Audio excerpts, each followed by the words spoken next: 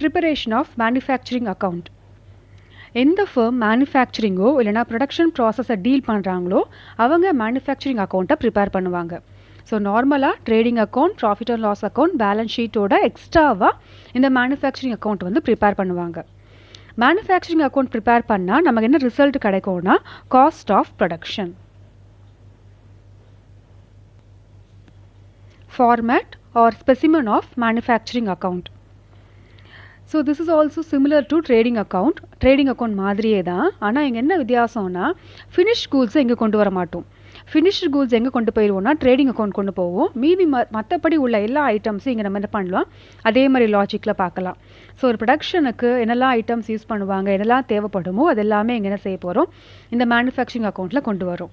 So opening stock of raw material, opening ஸ்டாக்னா இங்கே எழுத போகிறோம். அதே மாதிரி க்ளோசிங் ஸ்டாக் ஆஃப் ரா மெட்டீரியல்னா credit side.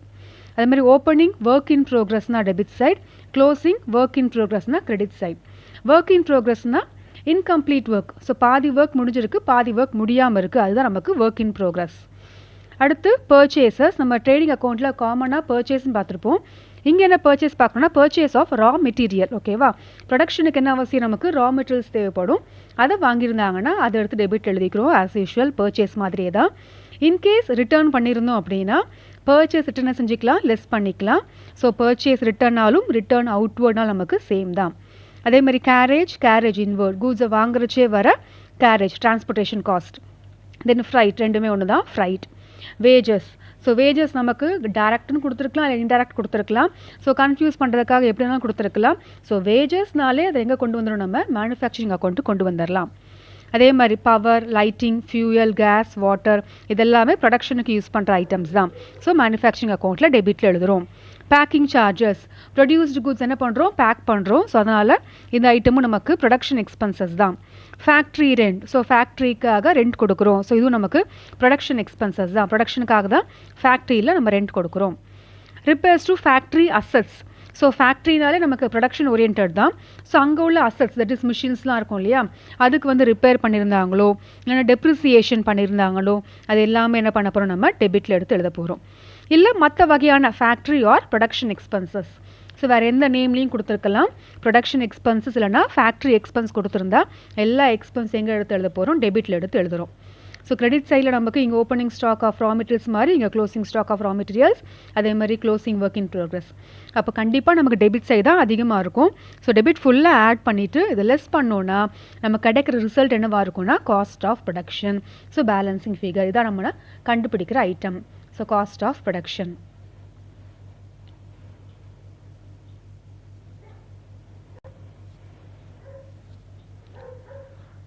First problem, prepare a manufacturing account for the year ended 31/12/2017.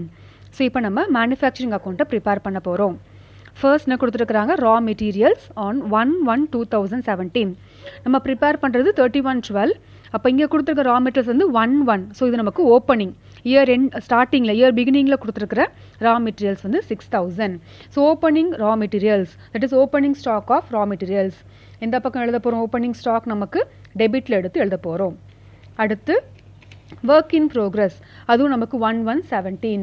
So இதுவும் என்ன கொடுத்துருக்குறாங்க, ஸ்டாக் தான், டேட் கொடுத்துருக்குறாங்க. So opening stock of work in progress எங்கே எடுத்து எழுத போகிறோம், okay opening work in progress நமக்கு டெபிட்டில்.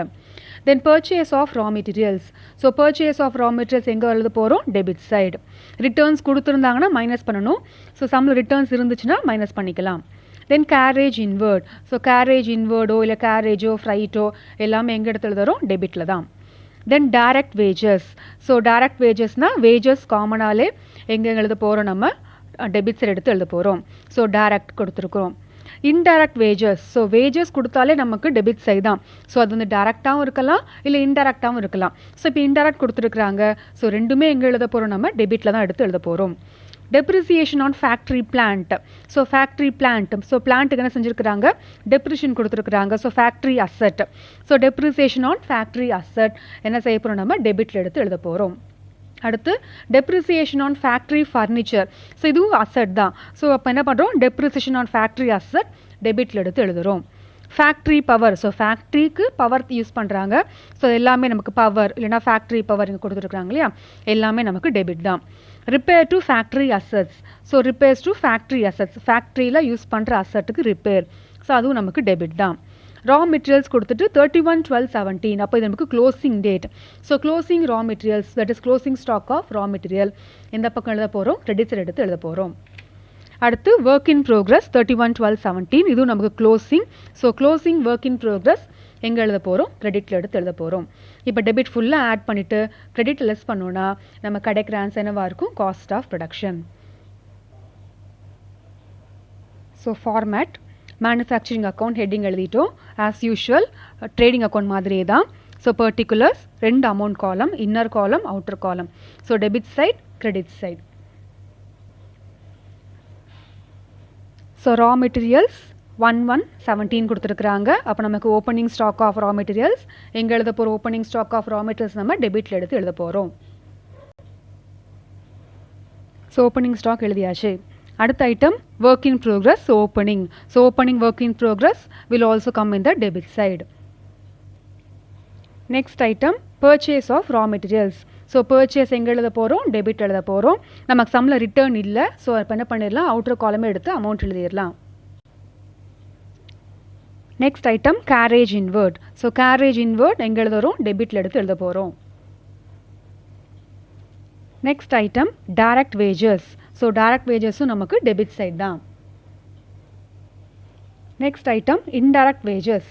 ஸோ இன்டைரக்ட் வேஜஸும் நமக்கு டெபிட் சைட் தான். ஸோ எல்லா வேஜஸும் நமக்கு டெபிட் தான். Next item depreciation on factory plant. So depreciation debit எடுத்து எழுத போகிறோம். ஸோ ஃபேக்ட்ரி பிளான்ட்டும் டெபிட்டில் எடுத்து எழுத போகிறோம். ஃபேக்ட்ரி ஃபர்னிச்சரோட டெப்ரிசியேஷனை செய்ய போகிறோம். டெபிட்டில் எடுத்து எழுத போகிறோம். Next item factory power. So power எங்கே எழுத போகிறோம்? நம்ம டெபிட்டில் எடுத்து எழுத போகிறோம். Next item repair to factory assets. So factory assets கொடுத்துருக்காங்க. ஸோ அதுக்கு ரிப்பேர் எங்கே எழுதணும்? டெபிட்டில் எடுத்து எழுத போகிறோம். Next item raw materials 31/12/17. So year எண்டில் உள்ளது closing raw material. So closing raw material எந்த பக்கம் எழுத போகிறோம்? நம்ம கிரெடிட்ஸில் எடுத்து எழுத போகிறோம். Next item work in progress. So அதுவும் நமக்கு 31/12/17. So closing work in progress. Closing work in progress it also come in the credit side. இப்போ எல்லா ஐட்டம்ஸ் எழுதியாச்சு. இப்போ என்ன செய்ய போகிறோம்னா டெபிட்டில் ஃபுல்லாக ஆட் பண்ணி டோட்டல் எழுதிக்கலாம். The total of the debit side is rupees 83,900. இப்போ அதை எடுத்து அப்படியே கிரெடிட்டில் எடுத்து எழுதிக்கலாம். கிரெடிட்ஸில் எடுத்து டோட்டல் எழுதிட்டோம். இப்போ என்ன செய்ய போகிறோம்? ரெண்டுத்தையும் ஆட் பண்ணி மைனஸ் பண்ணிக்கலாம். ஸோ மைனஸ் பண்ணோன்னா நமக்கு என்ன ஆன்சர் வரும்? Cost of production. So minus பண்ணியாச்சு. நமக்கு இப்போ என்ன ஆன்சர் வந்திருக்கு? 70,900. So cost of production is rupees 70,900.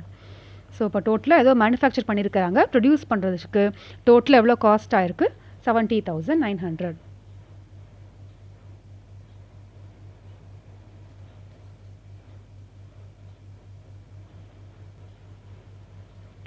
Second problem, prepare a factory manufacturing account. So எங்கன தான் prepare பண்ண போறோம்? manufacturing account தான் prepare பண்ண போறோம். and asset in the cost of production. so asset என்ன கண்டுபிடிக்க போறோம். ஓகேவா? இப்போ எதை செய்ய போறோம்? cost of production தான் கண்டுபிடிக்க போறோம். so usually manufacturing account prepare பண்ணா நமக்கு என்ன ரிசல்ட் தான் கிடைக்க போகுது? cost of production தான் கிடைக்க போகுது. இப்போ இதை தான் நம்ம கண்டுபிடிக்க போறோம். so first என்ன கொடுத்திருக்காங்க? stock கொடுத்திருக்காங்க. so இது நமக்கு opening stock. ஸோ ஃபர்ஸ்ட் நமக்கு டேட் வந்து 1/1/13 கொடுத்துருக்குறாங்க. அப்போ என்ன பண்ணிக்கலாம்? அதை ஓப்பனிங் ஸ்டாக். என்ன கீழே பார்த்தோன்னா நமக்கு 31/12/2013. அப்போ இது நமக்கு க்ளோசிங் டேட். இது ஓப்பனிங், இது க்ளோசிங். ஸோ ஃபர்ஸ்ட் என்ன பண்ணிக்கலாம்? ஃபார்மேட் ரெடி பண்ணிக்கலாம். So manufacturing account for the year ended 31/12/2013. Usually எப்போ ப்ரிப்பேர் பண்ணுவோம்? இயர் எண்டில் ப்ரிப்பேர் பண்ணுவோம். ஸோ நமக்கு இயர் பிகினிங் டேட் கொடுத்துருக்குறாங்க, இயர் எண்டிங் டேட் கொடுத்துருக்குறாங்க. ஸோ இயர் எண்டில் ப்ரிப்பேர் பண்ணுறதுனால என்ன செய்கிறோம்? அந்த டேட் எடுத்து எழுதியாச்சு. இப்போ என்ன கொடுத்துருக்குறாங்க? 1/1/2013. So year beginning, it is opening. ஓப்பனிங்கில் ஸ்டாக் கொடுத்துருக்குறாங்க. ரா மெட்டீரியல்ஸ் இருக்குது, ஒர்க் இன் ப்ரோக்ரஸ் இருக்குது, ஃபினிஷ்டு கூட்ஸ் இருக்குது. ஸோ ஓப்பனிங் ஸ்டாக் எல்லாமே எந்த பக்கம் எழுத போகிறோம்? மேனுஃபேக்சரிங் அக்கௌண்ட்டில் டெபிட்டில் எடுத்து எழுதுவோம். டெபிட்டில் பார்த்தோன்னா எது ஓப்பனிங் எழுதுகிறோம்? To opening stock of raw materials எழுதுவோம், ஓப்பனிங் ஒர்க் இன் ப்ரோக்ரஸ் எழுதுவோம். அதேமாதிரி கிரெடிட் சைட் பார்த்தோன்னா closing stock of raw materials and closing work in progress. நம்ம இங்கே என்ன எழுத மாட்டோம் அப்படின்னா ஃபினிஷ் கூட்ஸ் வந்து எழுத மாட்டோம். ஸோ மறுபடியும் சொல்கிறேன், மேனுஃபேக்சரிங் அக்கௌண்ட்டில் ஃபினிஷ் கூட்ஸ் வராது. சரி, அதை நமக்கு எங்கே தான் கொண்டு போக போகிறோம்? ட்ரேடிங் அக்கௌண்ட் தான் கொண்டு போவோம். ஓகேவா? அப்போ சம்மில் நமக்கு இந்த இடத்துல ரா மெட்டீரியல்ஸ் கொடுத்துருக்குறாங்க, ஒர்க் இன் ப்ரோக்ரஸ் எல்லாமே ஓப்பனிங் கொடுத்துருக்குறாங்க, ஃபினிஷ் கூட்ஸ் கொடுத்துருக்குறாங்க. So finish goods will not come in the manufacturing account. So confuse ஆக வேண்டாம், நம்ம குழப்புறதுக்காக கொடுத்துருக்குறாங்க, அதை நம்ம எடுக்க வேண்டாம்.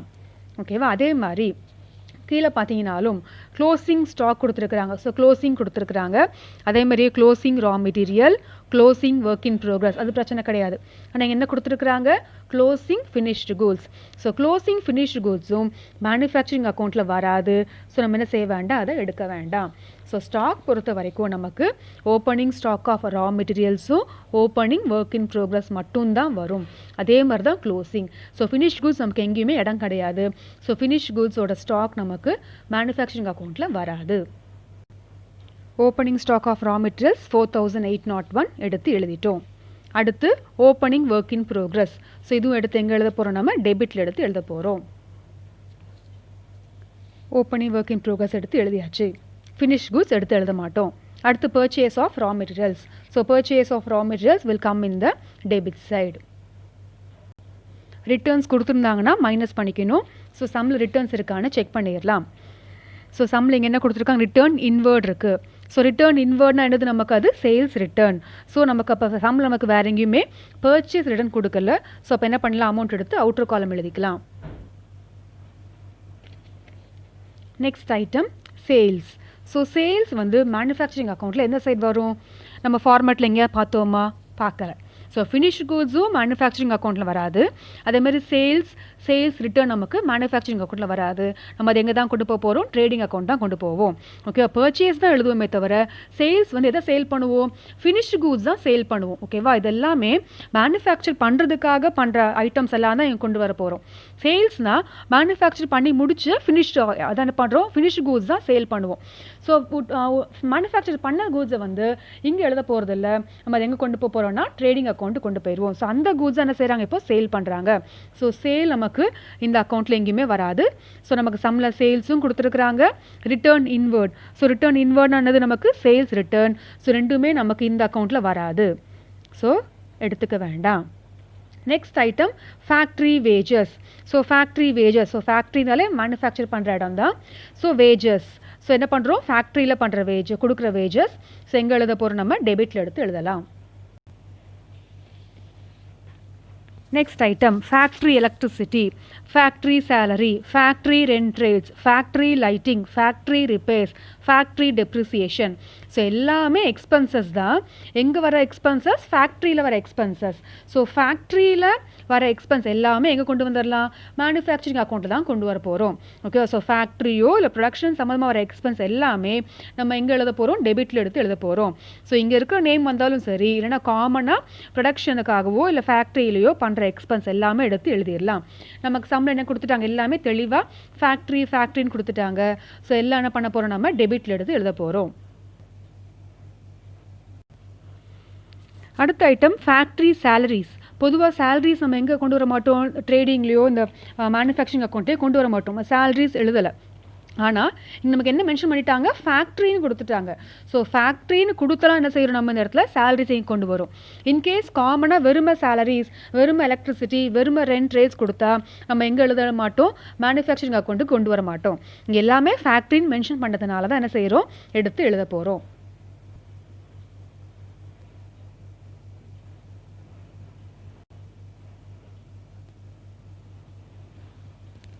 இப்போ அடுத்த item stock. So closing date கொடுத்துருக்குறாங்க. அப்போ நம்ம closing stock. So closing stock of raw materials எந்த பக்கம் எழுத போகிறோம்? நம்ம கிரெடிட் சைடு எடுத்து எழுத போகிறோம். Next item closing work in progress. So closing work in progress எங்கே எழுத போகிறோம்? நம்ம வந்து கிரெடிட் சைடு தான் எடுத்து எழுத போகிறோம். ஸோ சம்மில் கொடுத்த எல்லா ஐட்டம்ஸ் எடுத்து எழுதிட்டோம்.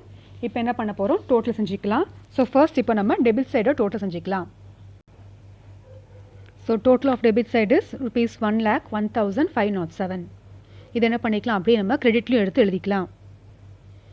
இப்போ இந்த ரெண்டு ஐட்டமையும் ஆட் பண்ணி இதில் மைனஸ் பண்ணிக்கலாம். ஸோ மைனஸ் பண்ணி வர ஆன்சர் நமக்கு என்ன எழுத போகிறோம்? காஸ்ட் ஆஃப் ப்ரொடக்ஷன் எடுத்து எழுத போகிறோம்.